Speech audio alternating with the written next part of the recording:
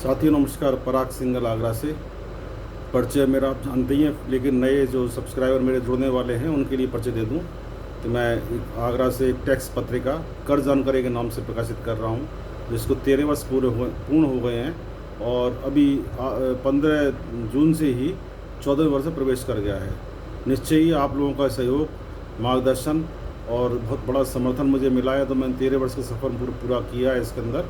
और मैं आप लोगों को आभारी हूँ।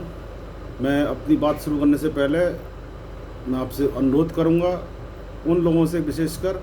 जिन्होंने अभी तक सब्सक्राइब नहीं किया है, तो पूरी वीडियो देख करके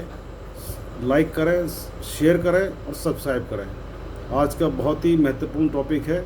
क्योंकि हमारे माननीय न्यायालय जो हैं, उच्च न्यायालय या उच्चतम न्यायालय, करदाताओं के हित में बहुत ही अच्छे निर्णय दे रहे हैं। जीएसटी में जैसी दिक्कतें आ रही हैं और करदाता परेशान हैं, टैक्स प्रोफेशनल्स जो वकील हैं, सीए है, सीएस जो भी परेशान हैं, वो उनको काफ़ी राहत मिल रही है। मैं आज ऐसे ही एक जजमेंट के बारे में आपसे बात करने को आया हूँ। जजमेंट है कलकत्ता हाई कोर्ट का, जिसमें उन्होंने कहा है the buyer is not responsible for the non payment of tax by the seller. तो ये बहुत सारी दिक्कतें इसमें हैं कि भाई जब आपने माल परचेज़ किया और आपने जिससे माल ख़रीदा है उसको आपने पेमेंट कर दिया और साथ में टैक्स भी पेमेंट कर दिया,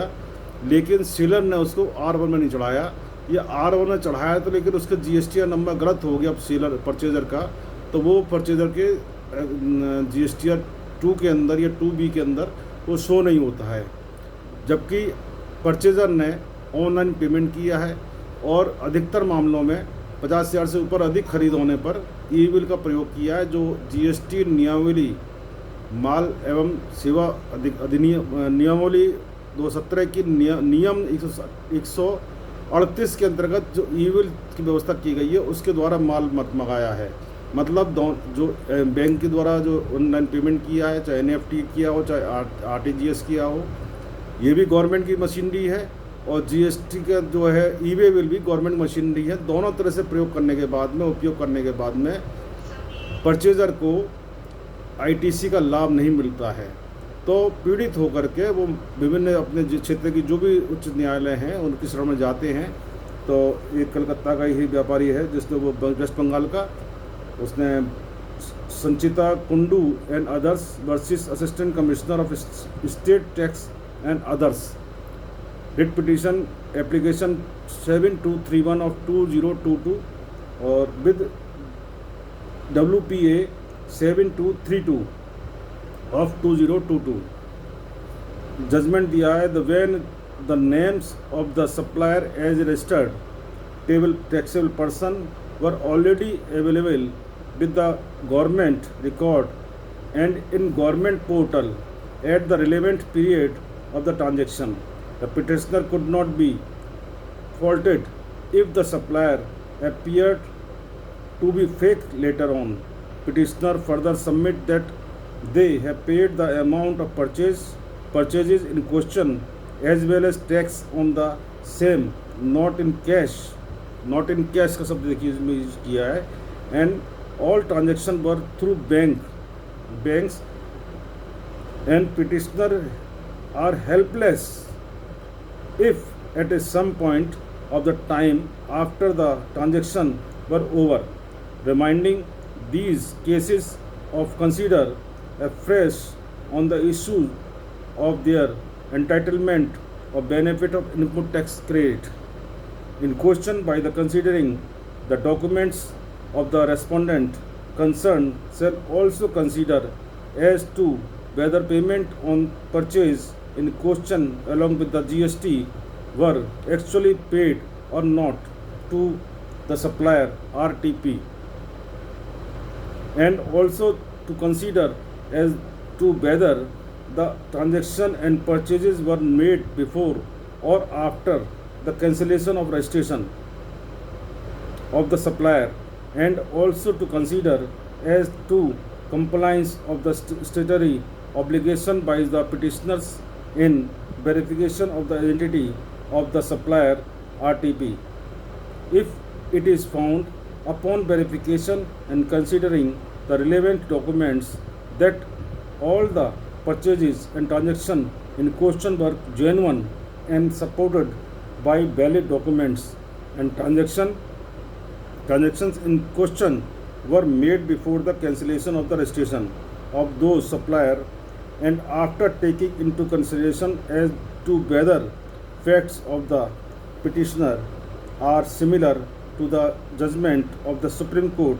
and various High Court and of this court upon which petitioners intend to rely, and if it is found similar to the present case, in that event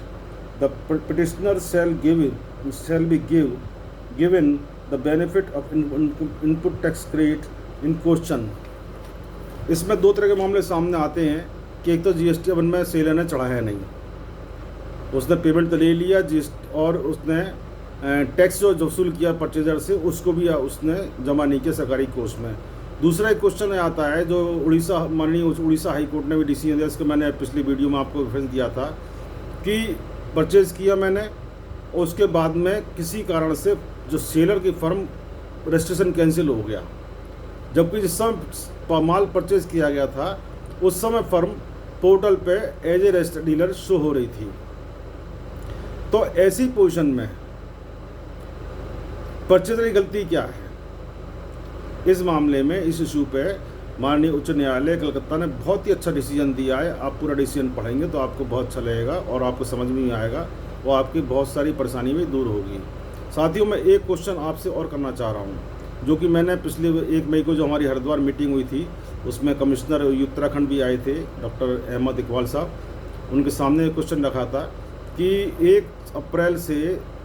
जिस फर्म का 1 अप्रैल से ई इनवॉइसिंग की facility चालू करी है government द्वारा GST council के recommendation पर, उसमें क्वेश्चन रखा था कि जैसे किसी व्यापारी का टर्नओवर 20 करोड़ से ऊपर का है तो उसको ई इनवॉइसिंग देना मस्ट है। अगर ई इनवॉइसिंग नहीं जारी करेगा तो उसमें परचेजर के पास माल जब आ रहा होगा तो मोबाइल यूनिट अगर पकड़ लेता है तो वो मैनुअल बिल के ऊपर धारा 129 के अंतर्गत पेनल्टी लगा सकते हैं, लगाएंगे वो और एज ए अनरजिस्टर्ड डील करेंगे। साथ ही मैंने क्वेश्चन उठाया था कि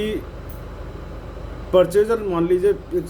ABC एंड कंपनी से परचेज कर रहा है और ABC and company E invoicing के लिए एंटाइटल है, लेकिन जो मोहनलाल एंड कंपनी ने परचेज किया उसको नहीं मालूम कि ABC and company E invoicing के लिए एंटाइटल है। उसने मोहन एंड कंपनी को मैनुअल बिल दे दिया, पोर्टल पे कहीं भी शो नहीं हो रहा है, उसके अंदर कहीं भी जाके देखेंगे आप सर्च GST में देखेंगे कहीं पे भी शो नहीं हो रहा है कि such and such party is entitled to issue the e invoicing. ये मुद्दा हमने उठाया था और ये मैं समझता हूँ ये मुद्दा बाद में मुझे कंफर्म किया कि आपका सब क्या प्रश्न था, क्या आपका क्वेश्चन ये जो है क्वेरी थी, तो मैं समझता हूँ ये बहुत जल्दी सुविधा ये पोर्टल पे आ जाएगी जिससे परचेजर भी ई इनवॉइसिंग का एंटाइटलमेंट का देख सकेंगे। और ऐसे बहुत सारे निर्णय अभी और आने हैं और आ चुके हैं, मैं उनको भी शेयर करूंगा आपसे और मैं आपसे उम्मीद करूंगा कि आपको वीडियो अच्छी लगेगी, आप सब्सक्राइब भी करेंगे। बहुत अच्छी संख्या में सब्सक्राइब हो रहे हैं, मैं बड़ा उत्साहित हूं आप लोगों के सहयोग से, सपोर्ट से, मार्गदर्शन से। नमस्कार, अगले वीडियो में फिर मिलूँगा, बहुत जल्दी आऊँगा आपके सामने नए विषय के साथ में। और GST अब 4 का जो मैंने आपको वीडियो दिया था उस पर ही मैं अपना काम कर रहा हूँ कि इसमें कैसे क्या कारण है कि जो GST ने फंक्शनली दी थी वो अभी तक पूरी क्यों नहीं हुई। लोगों से मुझे शिकायत मिलने के साथ हम जो है कॉलम 6 जो छूट गया था उसको अपडेट करते हैं तो वो सेव नहीं हो रहा है। तो इस बारे में GST काउंसिल से भी संपर्क में हूँ और मैं गवर्नमेंट से भी जो भी अथॉरिटी उनसे संपर्क में हूँ, तो बहुत जल्दी ये सुविधा मिल जाएगी। और मैं अभी मेरे सहयोगी हैं फिरोजाबाद के मोहित गुप्ता जी, उनसे मेरी चर्चा हुई थी, लेकिन जब प्रैक्टिकल समझ के फिर आपको मैं इस बारे में फिर बताऊँगा। तब तक मैं विदा चाहता हूँ। नमस्कार, जय हिंद, जय भारती।